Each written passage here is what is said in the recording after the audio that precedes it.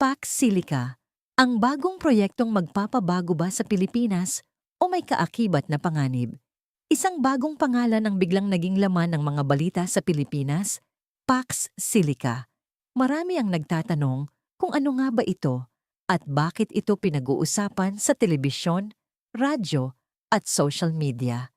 Ayon sa ilan, maaari itong maging susunod na malaking proyekto na magpapalakas sa ekonomiya ng bansa.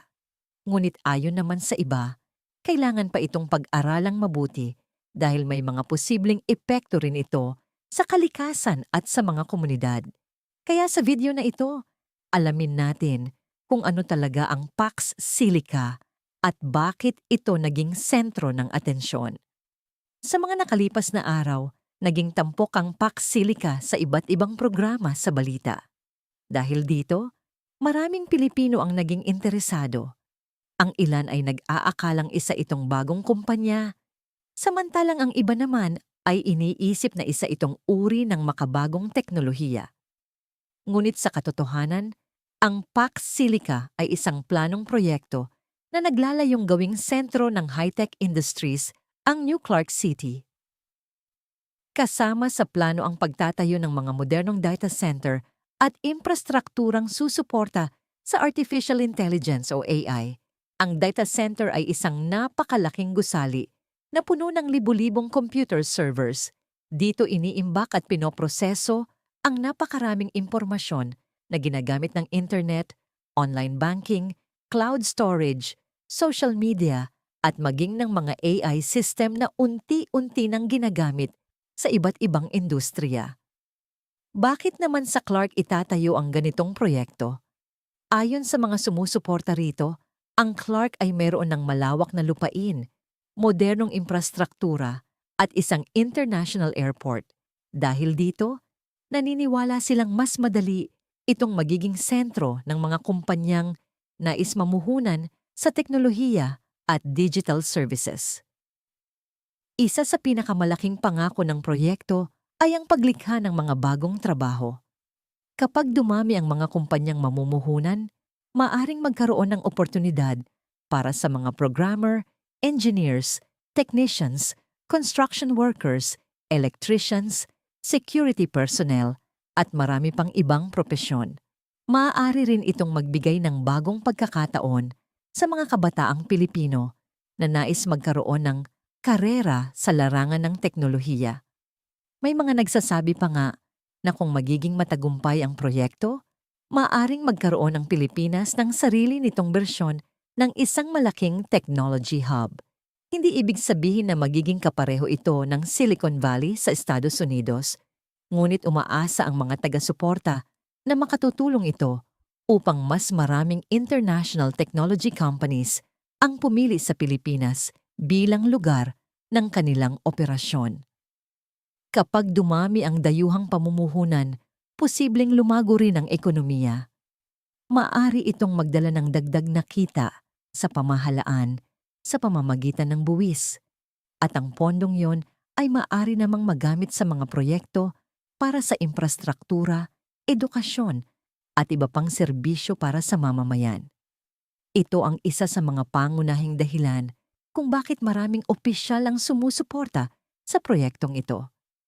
Ngunit sa kabila ng magagandang pangako, mayroon ding mga tanong na ibinabato ng ilang eksperto at environmental groups. Isa sa kanilang ikinababahala ay ang laki ng konsumo ng tubig at kuryente ng mga data center. Dahil patuloy na tumatakbo ang libu-libong computer sa loob ng mga gusaling ito, kailangan din ng mahusay na sistema ng pagpapalamig upang hindi mag-overheat ang mga kagamitan. Dahil dito, may mga nagtatanong kung sapat ba ang magiging supply ng tubig at kuryente para sa proyekto nang hindi naaapektuhan ang mga karatig na komunidad. May mga grupo ring nananawagan na tiyaking mapoprotektahan ng kalikasan at magiging malinaw ang mga pag-aaral bago tuluyang ipatupad ang malalaking bahagi ng proyekto. Sa puntong ito, malinaw na ang Pax Silica ay hindi lamang usapin ng teknolohiya.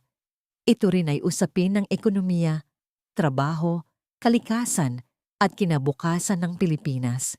Kaya ang tanong ngayon ay ito, makakamit ba ng bansa ang mga benepisyo ng proyektong ito habang napapangalagaan ang kapaligiran at kapakanan ng mga mamamayan? Sa susunod na bahagi, pag-uusapan natin ang mga sagot ng gobyerno at ang iba pang mahahalagang detalye tungkol sa kontrobersyang ito. Isa sa mga pangunahing isyong ibinabato laban sa Pax Silica ay ang malaking pangangailangan ng mga data centers sa tubig at kuryente. Dahil libu-libong computer servers ang sabay-sabay na tumatakbo sa loob ng mga gusaling ito, napakalaki rin ng init na nalilikha. Upang hindi masira ang mga kagamitan, kailangan ang maayos na cooling system. Sa ilang data center, gumagamit ng tubig para tumulong sa pagpapalamig, habang ang iba naman ay gumagamit ng air cooling o kombinasyon ng iba't ibang teknolohiya. Dahil dito, may mga environmental groups at ilang eksperto na nagtatanong kung sapat ba ang magiging supply ng tubig sa lugar kung itutuloy ang malakihang development. Ang kanilang pangamba ay hindi lamang para sa kasalukuyan, kundi pati na rin sa mga susunod na taon kung patuloy na lalaki ang pangangailangan sa tubig ng iba't ibang sektor. Bukod sa tubig, isa ring mahalagang usapin ang supply ng kuryente. Ang mga data center ay tumatakbo ng 24 na oras sa isang araw, 7 araw sa isang linggo.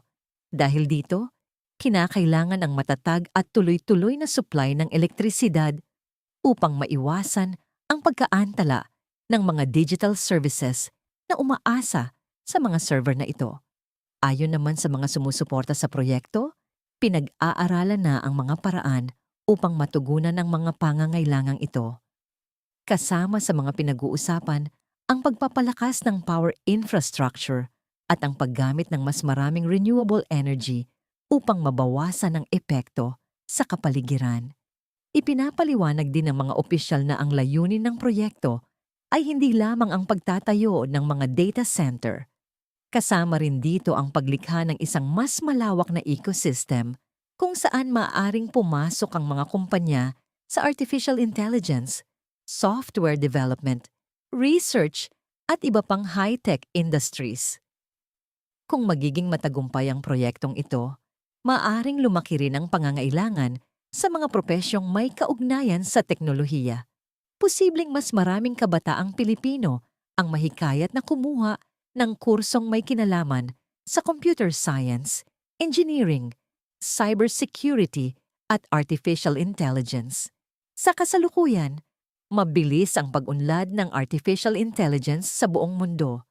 Ginagamit na ito sa mga ospital, bangko, pabrika, paaralan, at maging sa paggawa ng mga sasakyan. Kaya para sa ilan, mahalagang magkaroon din ng Pilipinas ng infrastrukturang makasasabay sa pandaigdigang pagbabago. Gayunpaman, binibigyang diin ng ilang environmental advocates na ang pag-unlad ay dapat na may kasamang pangangalaga sa kalikasan. Ayon sa kanila, mahalagang maging malinaw ang mga environmental studies at masiguro na hindi maaapektuhan ang mga ilog, kagubatan, at mga komunidad na malapit sa proyekto.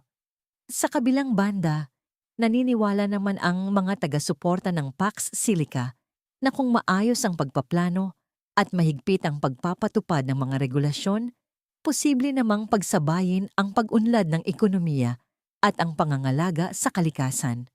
Para sa kanila, ang pinakamahalaga ay ang pagiging responsable sa bawat hakbang ng proyekto. Sa huli, ang usapin tungkol sa Pax Silica ay hindi simpleng pabor o kontra. Mas mahalagang pag-usapan kung paano maisasagawa ang isang malaking proyekto ng may sapat na paghahanda, malinaw na plano, at pagsasaalang-alang sa kapakanan ng mga Pilipino. Sa susunod at huling bahagi ng ating video, pag-uusapan natin kung ano ang maaaring maging epekto nito sa hinaharap ng Pilipinas at kung bakit marami ang naniniwalang isa ito sa pinakamahalagang proyektong teknolohikal ng bansa nitong mga nakaraang taon. Thank you for watching.